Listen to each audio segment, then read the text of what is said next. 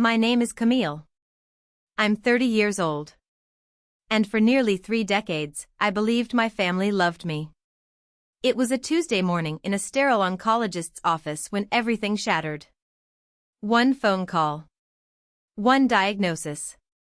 Stage 3 cancer, and I reached for my father the way drowning people reach for anything solid.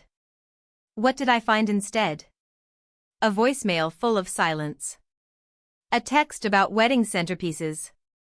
A hospital visitor log with one column that just kept repeating the same word, *none. None. None *. In 6 months, my entire family revealed exactly who they were. Not slowly. All at once. And the man who orchestrated it all? My father, Richard Atwood, was sitting at his mahogany dinner table 2 years later, calmly passing the lamb, completely unaware that I had documented every single thing. Before we get into this, please take a moment to like and subscribe. But only if this story truly resonates with you. And drop your location and local time in the comments. I want to know where you are right now. Now, let me take you back 2 years to the day I got the call from my doctor. I was a senior graphic designer at a mid-sized agency in Boston. The kind of place with exposed brick walls, too many succulents, and an espresso machine that cost more than my first car. I loved my job. I was good at it. I'd clawed my way up from intern to senior designer in 5 years. No help from anyone. My apartment was a 1-bedroom in Somerville. Nothing fancy, but it was mine. I had a monstera plant on the windowsill that I'd kept alive for 3 years, which felt like a minor miracle. I had a routine.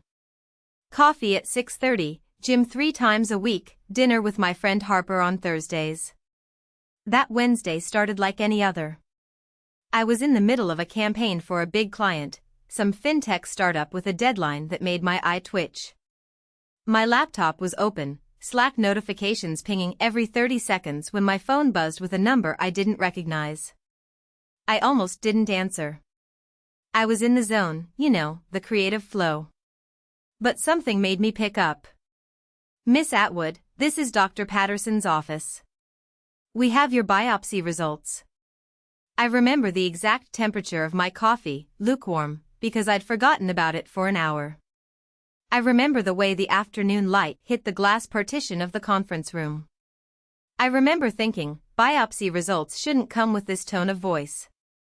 "The results are back," the nurse continued. "Dr. Patterson would like you to come in tomorrow morning. Can you be here at 8 a.m.? My Starbucks cup sat untouched for the rest of the day. I didn't taste anything at dinner that night. I just kept thinking, they don't call you in for good news. The next morning, Dr. Patterson didn't waste time. "Stage 3 breast cancer," she said, her voice gentle but clinical. "The tumor is aggressive. We need to start treatment immediately."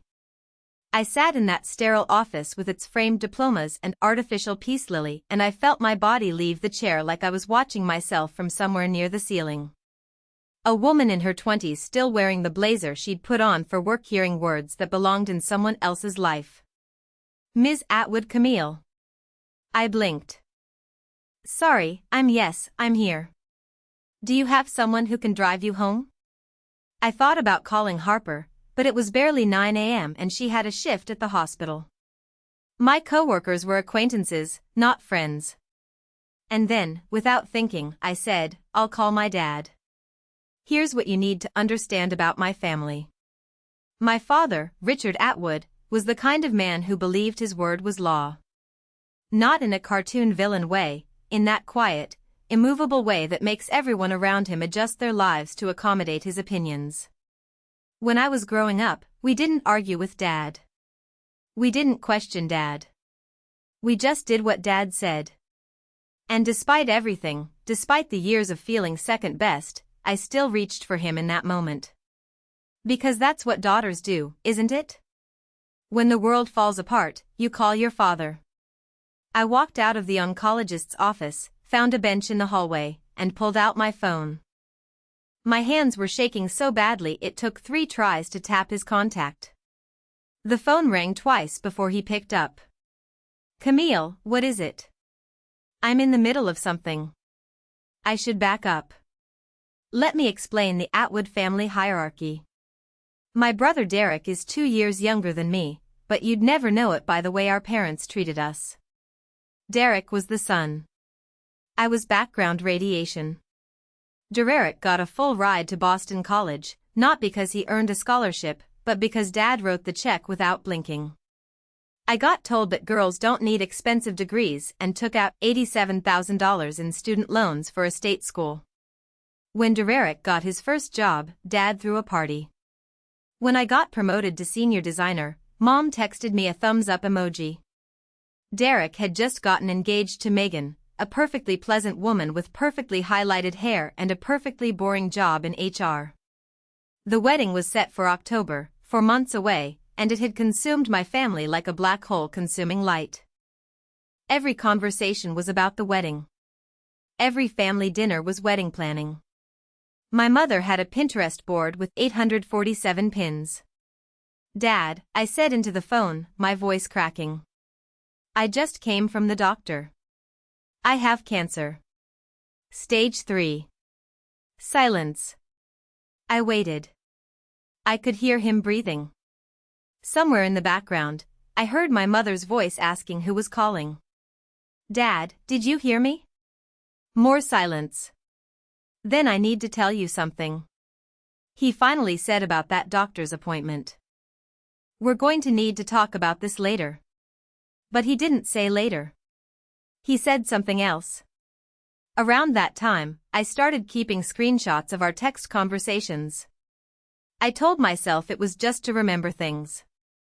Chemo brain is real and I was terrified of forgetting important details, but maybe part of me already knew I'd need proof someday. Dad, I have cancer, I repeated slower this time, like maybe he hadn't understood. The doctor says it's stage 3. I need to start chemotherapy right away. I'm really scared. I was crying now, tears streaming down my face in that hospital hallway. A nurse walked by and gave me a pitying look. I turned toward the wall, phone pressed against my ear, waiting for my father to say the words I needed to hear. Come home. We'll figure this out together. You're not alone. Instead, I got silence. 5 seconds, 10. Then Camille, listen. Your mother and we can't deal with this right now. I stopped breathing. Your brother is planning his wedding. Do you understand? The wedding is in 4 months and there's so much to do.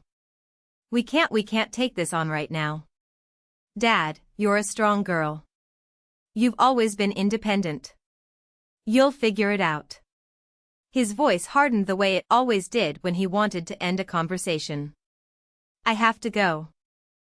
Derek and Megan are coming over to finalize the venue deposit. The line went dead. I sat on that bench for 45 minutes. People walked past, doctors, nurses, patients, families. Nobody stopped. I was just another person in a hallway having the kind of day that splits your life into before and after. I wanted to call back. I wanted to scream, your daughter might be dying. I wanted to say, a wedding is one day. Cancer is every day for the rest of whatever time I have left. But I didn't say anything. I just screenshot the call log. 8:47 a.m., duration 2 minutes 31 seconds, and added it to a folder I titled Family. That was the last time I called my father for 2 years. The first day of chemotherapy, I drove myself to the hospital. The infusion center was on the 4th floor, a room full of reclining chairs arranged in a semicircle, each one equipped with an 4-stand and a small television mounted on an adjustable arm. It looked like a spa designed by someone who'd only read about spas in medical journals. I checked in, signed forms, and was assigned to chair 7. The nurse, a kind woman named Rita with reading glasses on a beaded chain, accessed my port and started the drip. First time, she asked. I nodded. It's okay to be nervous, honey. Most people bring someone with them. I looked around the room. She was right. Chair 3 had a woman whose husband held her hand the entire session, whispering things that made her smile even as poison dripped into her veins. Chair 5 had a teenager whose mother sat beside him, reading aloud from Harry Potter. Chair 9 had an elderly man whose daughter had brought homemade soup in a thermos. Chair 7 had me, just me. I texted my mother, starting chemo today. I'm scared, she replied 6 hours later after I was already home curled up on my bathroom floor with nausea I wasn't prepared for. Hang in there, sweetie. Mom's at the florist with Megan picking centerpieces. Pays or roses? What do you think? I stared at that message for a long time. Then I screenshot it, added it to the folder, and typed back. Roses are nice. I didn't tell her I'd spent the last hour dry heaving. I didn't tell her that I'd had to pull over twice on the drive home because my vision was blurring. I didn't tell her anything real. What was the point? I met Harper Sullivan during my 3rd chemo session. She was a nurse practitioner who ran a support group for cancer patients, one of those hospital programs that exists because someone wrote a grant proposal about holistic care or patient wellness outcomes. I'd ignored the flyers for 2 weeks until Harper approached me directly. You're always alone, she said, sitting down in the empty chair next to mine. She had curly red hair pulled back in a practical ponytail and the kind of direct eye contact that made it hard to lie. I noticed these things. I'm fine. I didn't ask if you were fine. She smiled, but it wasn't pitying. It was warm. I asked why you're always alone. Big difference. I should have brushed her off. I should have said something polite and dismissive, the way I'd learned to handle conversations I didn't want to have. But I was 3 rounds into chemo. My hair was starting to thin, and I hadn't had a real conversation with anyone in weeks. My family is busy, I said. And then, because something about Harper made honesty feel safe with my brother's wedding. Her expression didn't change, but I saw something flicker in her eyes. Recognition maybe, or anger on my behalf. When's the wedding? October. And when's your last chemo session scheduled? November. She nodded slowly. You know, we keep visitor logs at this hospital. Every patient, every visit, who came to see them and when. It's mostly for security, but some people request copies later, for their records, for their memories. I didn't understand why she was telling me this. Not then. But I filed it away. And 3 days later, I requested my first copy. Derek's wedding was scheduled for October 15th. I was between chemo cycles, the brief window where I felt almost human, where the nausea had faded, but the exhaustion hadn't fully set in. I wasn't planning to go. I hadn't been asked to be in the wedding party, not even as a reader or a candle lighter. But I thought maybe I'd show up, sit in the back, see my family. Then my father called, one of his rare calls.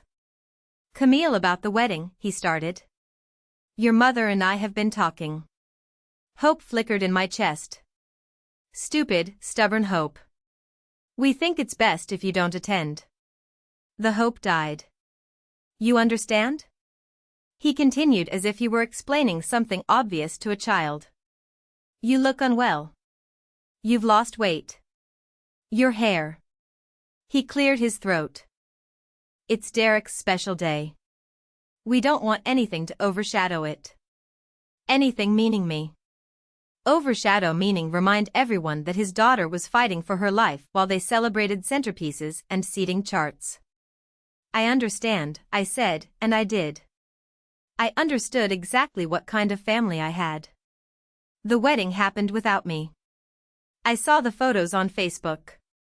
My mother's post got 247 likes while I lay in bed recovering from round 4. My father in his Brooks Brothers suit beaming. My mother in champagne silk, dabbing her eyes. Derek and Megan, golden and glowing, surrounded by 150 guests who had no idea the groom's sister existed. The caption read, "The happiest day of our family's life." I screenshot it, added it to the folder. Then I closed Facebook and didn't open it again for 6 months. Some things you don't need to see twice. 3 weeks after the wedding, the medical bills started arriving. My insurance covered a lot. Thank God for my company's PO plan, but a lot isn't the same as everything.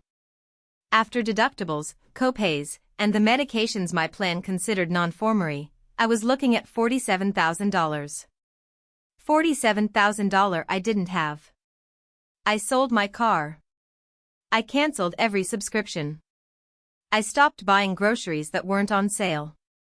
And when that still wasn't enough, I did something I'd sworn I'd never do again. I asked my father for help. Dad, I'm in trouble. The medical bills are more than I can handle. Could I borrow some money? I'll pay it back. I stared at that text for 20 minutes before sending it. My finger hovered over the button like it was a detonator. But I was desperate, and desperation makes you forget your pride. His response came 2 hours later. Your mother and I just finished paying for Derek's wedding. We don't have extra right now. Have you looked into a personal loan? Your credit should be good enough. I read it 3 times waiting for a follow-up. A sorry or an I wish we could help or even a we love you. Nothing came. $47,000. That was the price of my survival. And my family, who had just spent $80,000 on a wedding for my brother, as Derek had proudly mentioned to relatives, couldn't spare a dime. I screenshot the conversation. I added it to the folder. Then I applied for a personal loan with a 14% interest rate because what other choice did I have? I'd be paying it off for years, but I'd be alive to do it. At least I hoped I would be. The worst night came after round 4. My oncologist had warned me the cumulative effects of chemo buildup, each round harder than the last. But nothing prepares you for lying on your bathroom floor at 2 a.m. shaking so hard your teeth chatter while your body tries to reject every cell it contains. I lost my hair that night. Not gradually, the way it had been going. Strand by strand, handful by handful, but all at once. I woke up to a pillow covered in blonde. The hair I'd had since birth. The hair my mother used to braid when I was small. I crawled to the toilet and vomited until there was nothing left. Then I kept vomiting. Anyway, at 2:47 a.m. I called my mother. The phone rang 8 times before going to voicemail. I called again. Voicemail again. Voicemail. At 3:15 a.m. I texted Harper. I think I need help. She showed up at my apartment 40 minutes later, still in scrubs from a late shift. She didn't say anything, just sat with me on the bathroom floor, held back what was left of my hair, and stayed until the sun came up. My mother called back at 10:23 a.m. Sweetie, you called last night. I had my phone on silent. Megan and I were at the spa. Post-wedding stress relief. You know how it is. A pause. What did you need? I looked at Harper, who was making me tea in my tiny kitchen. Then I looked at the bald patches on my head in the bathroom mirror. Nothing, Mom.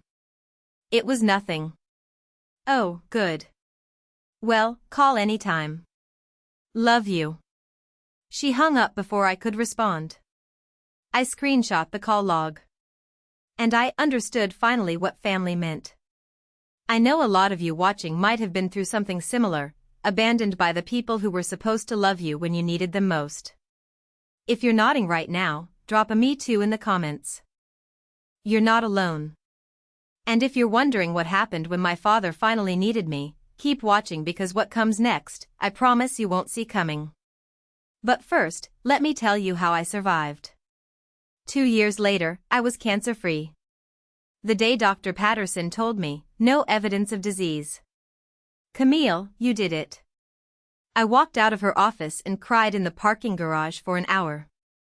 Not sad tears, not even happy tears. Exactly. Just release. 2 years of holding my breath and finally, I could exhale. A lot had changed in those 2 years. I'd been promoted to art director. Turns out staring down your own mortality gives you a clarity that corporate America respects. My bosses, Victor Reeves, had kept my position open during treatment, had let me work remotely when I could manage it, had never once made me feel like a burden. "You're talented," he said simply when I thanked him. "Talent is worth waiting for." I'd moved too, sold my little Somerville apartment and bought a condo in Beacon Hill. Nothing huge, but it had a window that overlooked the Charles River and enough space for my monstera, which had somehow survived everything I had. I bought myself a navy cashmere scarf to celebrate my 1-year remission. It was the most expensive thing I'd ever owned that wasn't a medical bill. Harper and I were still close, closer than ever.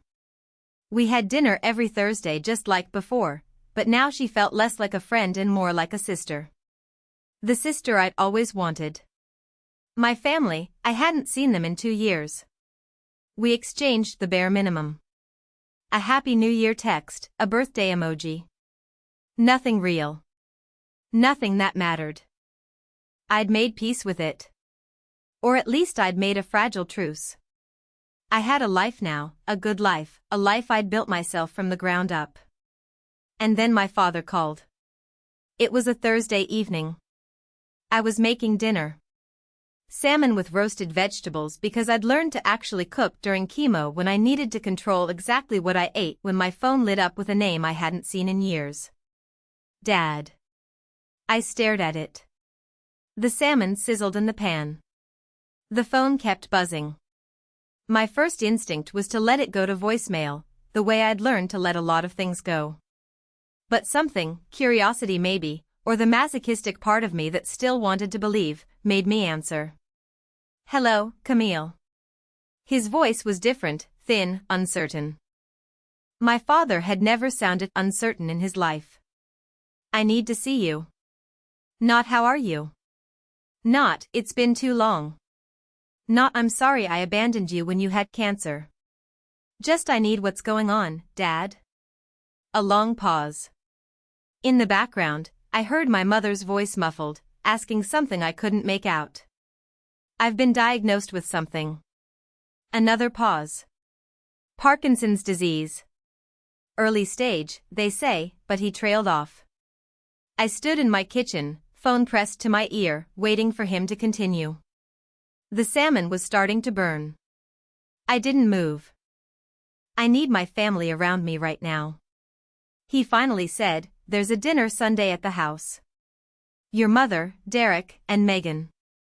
I want you there. We need to discuss the future." The future? As if I hadn't spent 2 years building a future without him. "Okay," I heard myself say, "I'll be there." After I hung up, I realized something. In that entire conversation, the first real conversation we'd had in 2 years, he never once asked if I was okay. He didn't even know if I'd survived. I spent the next 2 days oscillating between dread and a dark kind of curiosity. Parkinson's disease. I looked it up because that's what I do now. I research. Early-stage Parkinson's isn't a death sentence. It's a slow decline, a gradual loss of control, tremors, stiffness, eventually difficulty walking, talking, swallowing. It requires long-term care. It requires patience. It requires someone willing to put their life on hold. And suddenly I understood why my father had called. Not because he missed me. Not because he regretted what he'd done. Because he needed something. And I was the logical choice. The daughter without a husband. The daughter without children. The daughter who had always been expected to sacrifice. I called Harper that night. "You're going?" she asked, her voice careful. "I need to know what they want and I need them to look me in the eye when they ask for it. Cam, I'm not going to let them manipulate me. Not anymore." I touched the cashmere scarf hanging by my door, my reminder of everything I'd survived. "But I need to face them. Does that make sense?" Harper was quiet for a moment. "Then you know that folder you've been keeping, the screenshots, the visitor logs?" "Yeah, bring it just in case." I could hear her choosing her words carefully, not to use, but to remind yourself of the truth if they try to rewrite it. I hadn't opened that folder in months. But that night, I sat on my bed and scrolled through 2 years of evidence.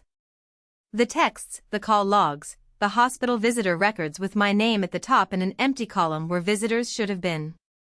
My family's love story told in documentation. Sunday arrived too quickly. I dressed carefully, not to impress, but to armor. Black slacks, a cream silk blouse, the cashmere scarf draped over my shoulders. I looked successful. I looked healthy. I looked like someone who had built a life without them. Harper texted me before I left. Remember, you don't owe them anything. Not a single thing. The drive to Newton took 40 minutes. My parents' house was exactly as I remembered. A white colonial with black shutters, 3 stories, 5 bedrooms, a lawn so manicured it looked artificial. The house I'd grown up in but never belonged to. The house where I'd learned that love came with conditions. I sat in my car for 5 minutes, watching the warm light spill from the dining room windows. I could see figures moving inside. My mother probably setting the table with the good china, the Waterford crystal, the sterling flat ear, all the props of a family that looked perfect from the outside. My phone buzzed. Harper again. You've got this. You survived cancer. You can survive dinner. She was right. I'd faced down death. What was a family meal compared to that? I grabbed my purse, inside it, my phone with the folder that contained everything, and walked up the brick pathway to the front door. The doorbell chimed the same 3 notes. It had my whole life. My mother answered, her face arranged in an expression I couldn't quite read. Joy, relief, guilt. Camille. She pulled me into a hug before I could react. She smelled like Chanel No. 5. The same perfume she'd worn to my high school graduation, to Derek's wedding, to every important moment that didn't include me. You look wonderful. Come in. Come in. I stepped inside and braced myself. The dining room hadn't changed in 2 years, or maybe 20. The mahogany table that sat 12, even when there were only 5 of us. The crystal chandelier that my grandmother had brought over from Ireland, or so the story went, the family photos on the wall, arranged chronologically, stopping abruptly around my 18th birthday. I noticed that detail for the first time, the photo timeline. There was Derek's college graduation, Derek's engagement party, Derek's wedding. But me, I was frozen at 18, awkward in a prom dress, smiling at a camera that didn't care. Camille. Derek stood from his seat, ever the golden boy, approaching me with arms spread wide. Behind him, Megan remained seated, one hand resting on her belly, 5 months pregnant, I'd heard through the grapevine. The next generation of Atwood favoritism already in development. Derek. I accepted his hug stiffly. He felt bulkier than I remembered. The softness of a man who didn't have to fight for anything. You look great. Really great. His eyes flicked to my hair, grown back finally, though shorter than before. He had the decency not to mention it. And then I saw my father. He sat at the head of the table where he'd always sat. But something was different. He looked smaller, older. His left hand trembled slightly against the white tablecloth, a tremor he was trying to hide but couldn't. His eyes, when they met mine, held something I'd never seen before. Fear. Sit down, Camille. His voice was still commanding, but frayed at the edges. We have a lot to discuss. I took the seat across from Derek, my back straight, my purse beside me on the floor. Inside it, my phone waited. The trap was set. I just wasn't sure yet who it was set for. My mother served dinner. Rack of lamb, roasted potatoes, green beans, almondine, the same meal she made for every important family gathering. We ate in near silence, the scrape of silverware against china, filling the void where conversation should have been. When the plates were cleared, my father stood or tried to. His legs seemed to resist him, and he gripped the table edge for support before finding his footing. "I'll get right to it," he said, his voice carrying the authority of a man who had spent 62 years never being questioned. "You all know about my diagnosis. Parkinson's early stage, but it's going to progress. The doctors say I'll need assistance long-term." He let that hang in the air. My mother looked at her hands. Derek shifted in his seat. Megan rubbed her belly. "We've discussed it as a family. When was this discussed without me? And we believe the best arrangement is for someone to move back home to help with my care." His eyes landed on me. "Camille, you're the obvious choice." I felt the word obvious like a slap. Not best, not preferred, obvious. The leftover child, the one without a husband, without children, without anything important enough to prevent her from being useful. "You work from home mostly, don't you?" he continued. "You don't have a family of your own. I've already had your old room prepared. It's time you came back and contributed to this family." Contributed? As if I'd been lounging around doing nothing while they ignored my cancer. As if the only thing I had to offer was servitude. Derek nodded, not meeting my eyes. "It makes sense, Cam. I've got the baby coming, the job. You understand?" I looked at my father, his trembling hand, his expectant face, and I smiled. "You have a responsibility to this family, Camille." My mother's voice, soft but insistent. The voice she used when she wanted something but was too proper to demand it outright. "Your father needs you." "I've been working 60-hour weeks," Derek added, leaning back in his chair with the confidence of someone who's never had to justify his existence. "And with the baby coming, Megan's going to need my support. I can't be in two places at once." I noticed he said Megan's going to need support. Not that he wanted to be there, just that Megan would need him. A convenient excuse. Megan herself stayed silent, her hands still on her belly, but her eyes were on me. There was something there. Not sympathy exactly, but recognition, like she was watching a play she'd seen before and knew how it ended. "Think about what you're asking," I said quietly. "We're not asking." My father's voice hardened. "We're telling you what needs to happen. You're the daughter. This is what daughters do. This is what daughters do." The words hung in the air like smoke. I felt my pulse quicken. Felt the old familiar pressure to comply, to accommodate, to make myself small so everyone else could be comfortable. But that Camille was dead. She had died on a bathroom floor 2 years ago, alone with a phone full of ignored messages and a family that couldn't be bothered to show up. "Before I answer," I said, my voice steady despite the pounding in my chest. "I want to ask you something, Dad." He looked surprised. People didn't ask Richard Atwood questions. They just answered his. "When was the last time you asked how I was doing?" Silence. "When was the last time?" I continued. "You asked if I was even still alive." The silence stretched. My mother's smile had frozen. Derek was suddenly very interested in his water glass. Even Megan leaned back slightly, as if distancing herself from whatever was about to happen. "What are you talking about?" my father asked. But his voice had lost some of its edge. "I'm asking a simple question. You say I have a responsibility to this family. But when I was sick, really sick, fighting for my life, sick, where was this family?" "Camille, that's not," my mother started. "No, I want an answer." I kept my voice calm. I'd spent 2 years learning how to stay calm when everything inside me was screaming. "Dad, do you even know if I'm still in remission? Do you know what my last scan showed? Do you know anything about my health at all?" Another silence. This one sharper. "You're sitting here," I continued, "looking perfectly healthy to me. Am I wrong?" My father's face shifted. Confusion first, then the beginning of something darker. "What do you mean perfectly healthy? You said you had cancer, Dad. I had stage 3 cancer. I let the word land. I went through 6 months of chemotherapy. I lost my hair. I lost 15 pounds.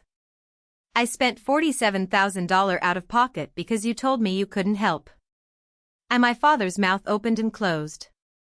For the first time in my life, I saw him speechless.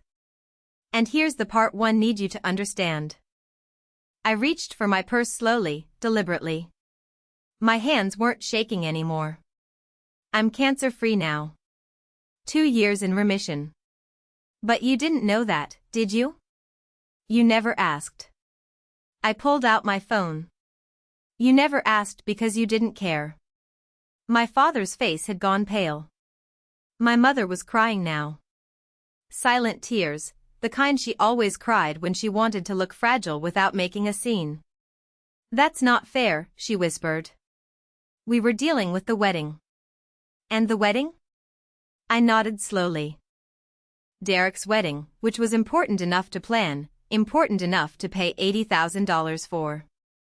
Yes, I heard you bragging to Aunt Linda. But my cancer treatment wasn't important enough to visit. Not once. Not one single time. Derek shifted uncomfortably.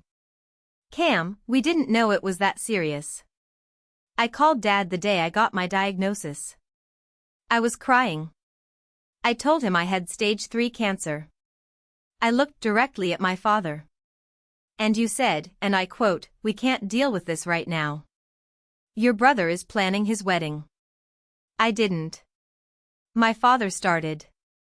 Yes, you did. I unlocked my phone, opened the folder, and placed it face up on the mahogany table.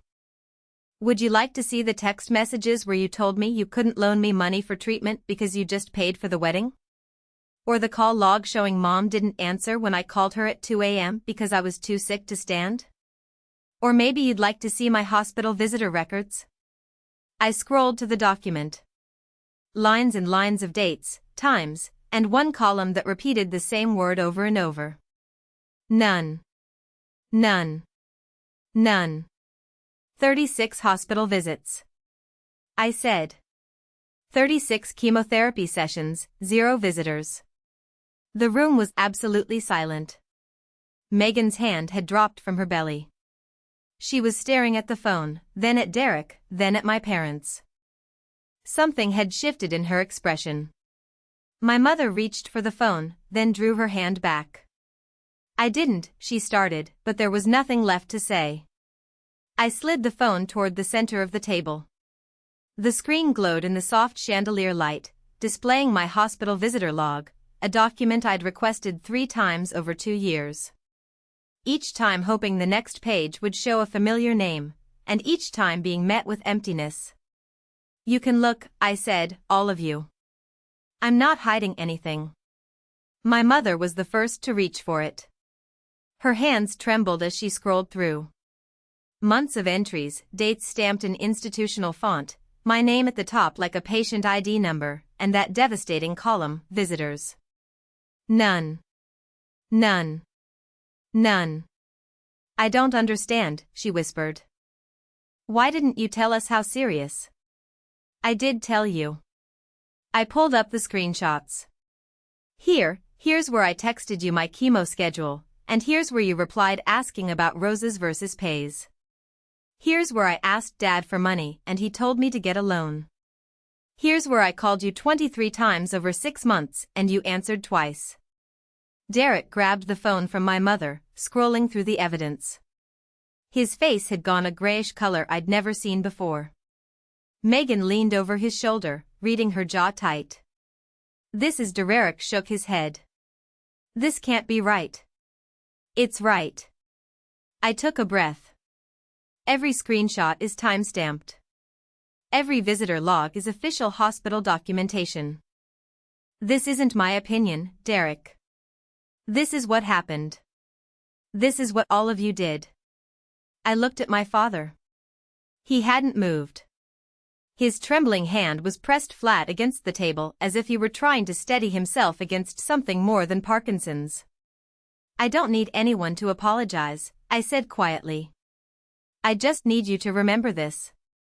Remember it when you ask me what I'm going to do next. If you're thinking, I was too prepared for this, you're right. I was. Because when you've been betrayed by the people who were supposed to protect you, you learn to protect yourself. You learn to keep receipts. You learn that feelings can be denied, but documents can't. Hit that like button if you believe that sometimes the truth is the only weapon you need. And stay with me because my 4 words are coming. The silence that followed was the loudest sound I'd ever heard. My mother was crying openly now. Not the performative tears of earlier, but something rawer. Her mascara was running, leaving dark tracks down her cheeks. I didn't know, she kept saying. Camille, I didn't know.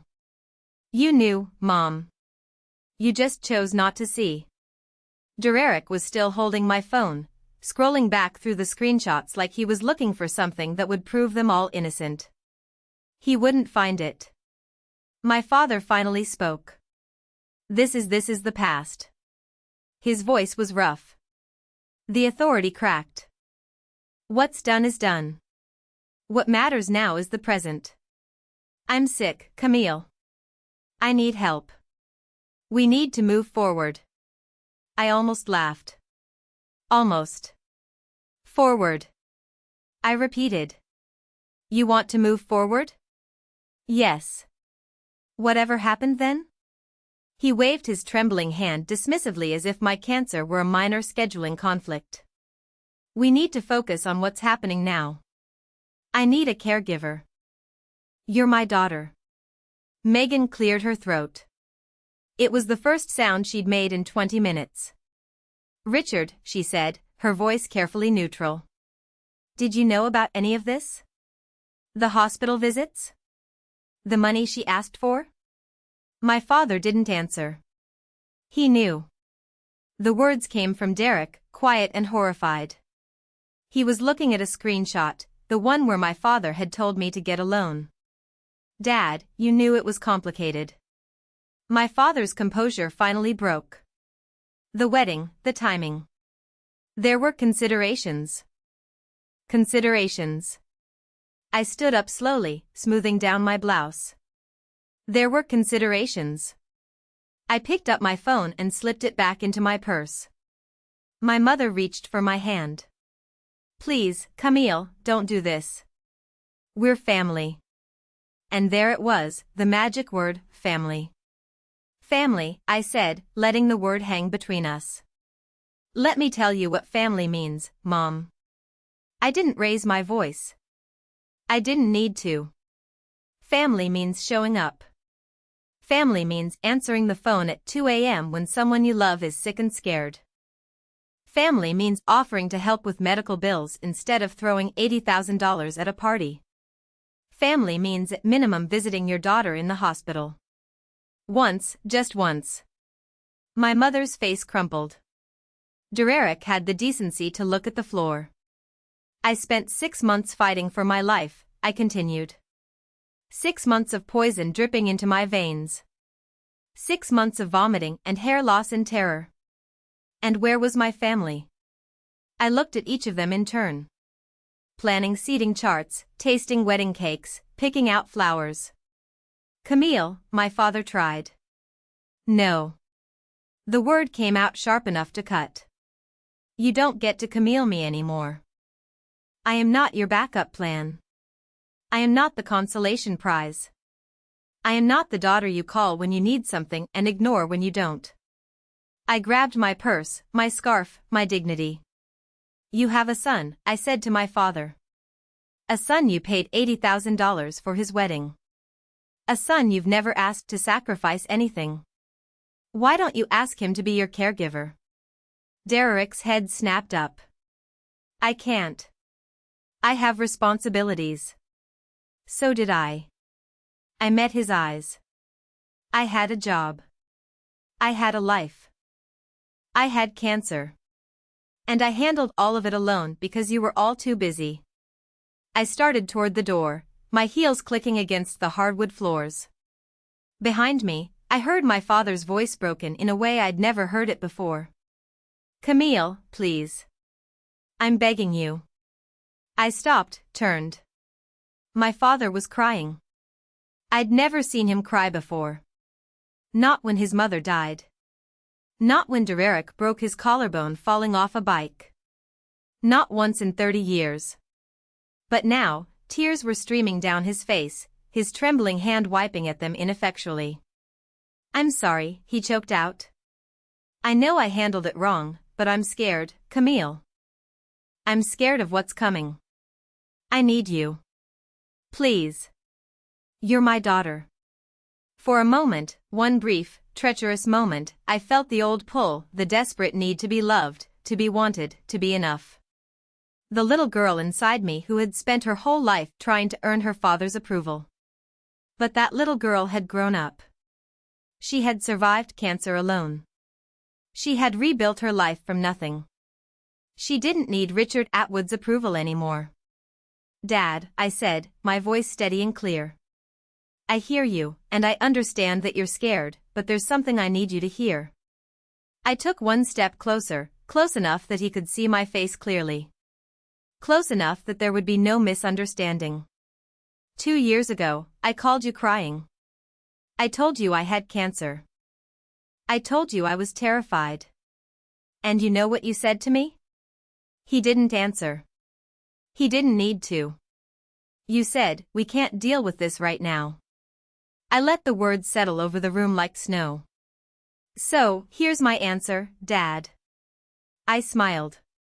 Not bitter, not angry, just peaceful. I can't deal with this right now. 4 words. The exact same words he'd said to me. My mother gasped. Derek's jaw dropped.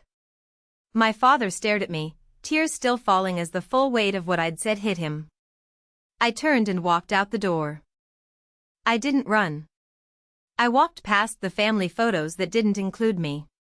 Past the crystal chandelier and the mahogany furniture and all the expensive props of a family that looked perfect from the outside. Past my mother who reached for me and then dropped her hand when I didn't slow down. Camille, Derek called from behind me. Camille, wait. I didn't wait. I opened the front door, stepped onto the brick pathway, and kept walking. The cool evening air hit my face like relief. My car was where I'd left it, still parked in the driveway, waiting behind me. I heard the door open again, footsteps on the pathway, my mother's voice, high and desperate. Please don't do this. We're your family. We love you. I stopped at my car door and turned. Mom, I said gently. Family doesn't leave you alone to die. And love isn't something you only offer when you need something in return. Her face crumpled. For a moment, I felt something. Not guilt exactly, but a kind of grief for the mother. She could have been for the relationship we might have had if things were different. Goodbye, Mom. I got in my car, started the engine, adjusted my mirrors. In the rear view, I could see them. My mother standing on the pathway crying. My father in the doorway supported by Derek. Megan behind them all. Her hand on her belly watching me go with an expression I couldn't read. I pulled out of the driveway onto the Tryon Street. And I didn't look back. Not once. The cashmere scarf was soft against my neck. The road ahead was clear. And for the first time in 30 years, I felt like I could breathe. I was finally free. 1 week later, my mother called. I answered, not because I owed her anything, but because I was curious, and maybe, just maybe, because some habits die harder than others. Camille. Her voice was tired, older than I remembered. I wanted you to know what's happening here. Okay. Derek has had to take a leave of absence from work. She paused. Your father. His condition is progressing faster than they thought. He needs daily assistance now. Meals, medication reminders, help getting dressed. I listened without commenting. Derek is doing it. He didn't have a choice. With Megan pregnant, they couldn't afford a full-time caregiver, and your father refused to consider a nursing home. Another pause. Derek missed an important project. His supervisor wasn't happy. There's talk that he might be passed over for the promotion he was expecting. I thought about Derek, golden boy Derek, who had never been asked to sacrifice anything. Derek, who had an $80,000 wedding paid for while I took out loans for Chemo. Derek, who had sat at that table and nodded along when our father demanded I give up my life. "I'm sorry to hear that," I said. And I meant it. Not for Derek, but for the situation. For the inevitable collision between expectation and reality. Megan is stressed. My mother continued. She didn't sign up for this. They're fighting constantly. She says she stopped herself. She says what? A long sigh. She says she's starting to understand why you left. I let that sit for a moment. Megan, the quiet observer who had watched everything from the sidelines, was starting to see. Thanks for telling me, Mom. Will you come back to help? No, I said, but I hope Derek figures it out. I hung up. 3 weeks after the dinner, I received a text from my mother. Just one message, but it was different from anything she'd sent before. Camille, I've been thinking a lot. I owe you an apology. A real one, not an excuse. I should have protected you when you were sick. I should have stood up to your father. I should have been there. I wasn't. And I have to live with that. I'm not asking you to forgive me. I'm not asking for anything. I just needed you to know that I see it now. I see what we did. And I'm sorry. I read it 3 times. This was new. My mother had never taken individual responsibility for anything in her life. She existed in the passive voice. Things happened. Situations developed. Mistakes were made. But here she was saying I should have. I wasn't. I'm sorry. I didn't respond right away. I sat with it for 2 days, turning it over in my mind like a stone in my hand. On the 3rd day, I wrote back. I appreciate you saying that. I'm not ready to talk yet, but I hear you. Her response came almost immediately. That's okay. Whenever you're ready or never. Whatever you need. Whatever you need. 4 words. Completely different from the 4 words I'd been given 2 years ago. I showed the messages to Harper over dinner that Thursday. She read them carefully, then looked up at me. How do you feel? I don't know, I admitted. Maybe a little hopeful, but cautious. Very cautious. That's healthy. She reached across the table and squeezed my hand. You don't owe her forgiveness, Cam, but you're allowed to accept an apology, too. I know. I smiled. I'm learning. The letter arrived 2 weeks later. It was handwritten, shaky, uneven, the penmanship of a man whose hands no longer obeyed him. The envelope had my name spelled out in careful, trembling letters. Camille Atwood. I almost didn't open it. I carried it around in my purse for 3 days, taking it out occasionally and putting it back until Harper finally said, just read it. The anticipation is worse than whatever's inside. She was right. I opened it on a Thursday evening, sitting alone in my apartment with a glass of wine and my Monstera plant as a witness. Dear Camille, I am not good at this, at apologizing, at admitting when I was wrong. Your mother says it's pride. Maybe she's right. I failed you. Not because I didn't know better, but because I made a choice. Your brother's happiness over your survival. And I will have to carry that for the rest of my life. I am not asking you to come back. I am not asking you to forgive me. I know I don't deserve either. I only wanted you to know that I see it now. I see what I did.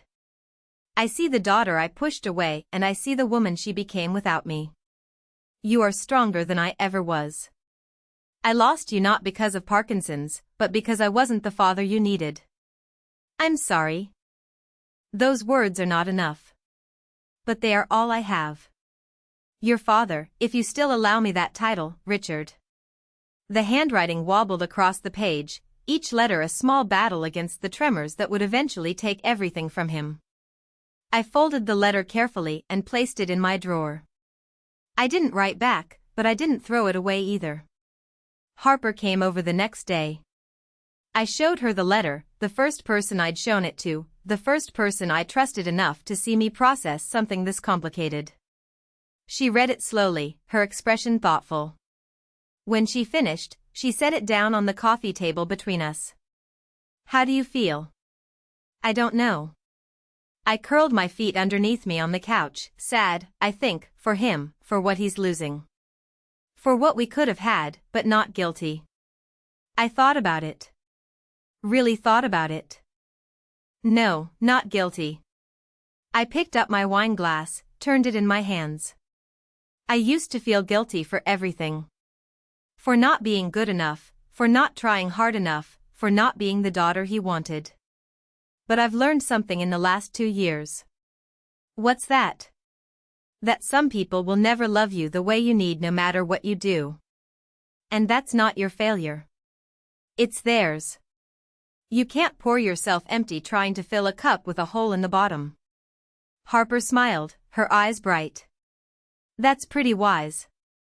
I learned it the hard way. I took a sip of wine.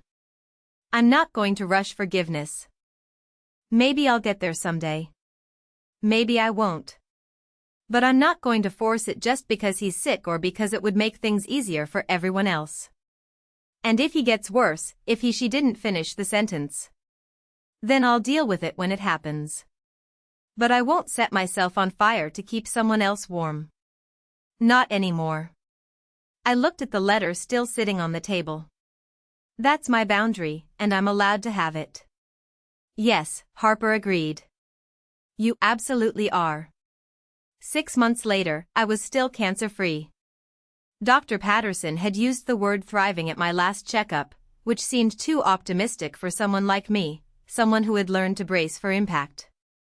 But maybe she was right. Maybe I was thriving. I'd been promoted again. Creative director now with an office that had a window overlooking the Boston skyline. My Monstera plant had made the journey with me, thriving in the better light. I'd hired 2 junior designers and discovered that I actually loved mentoring people, guiding them through the challenges I'd faced alone. I was dating someone. His name was James, and he was a high school history teacher with kind eyes and a terrible sense of humor. He knew about my cancer, about my family, about all the ways I'd been broken and rebuilt. He didn't try to fix me. He just showed up consistently, the way people who love you are supposed to. Harper and I still had dinner every Thursday. She'd started dating someone, too. A surgeon from her hospital, a woman named Elena, who laughed at all of Harper's bad jokes. We were building a life, all of us together, the family we chose. My mother texted me every few weeks. Short messages mostly. Thinking of you. Hope you're well. I responded. Sometimes, not always.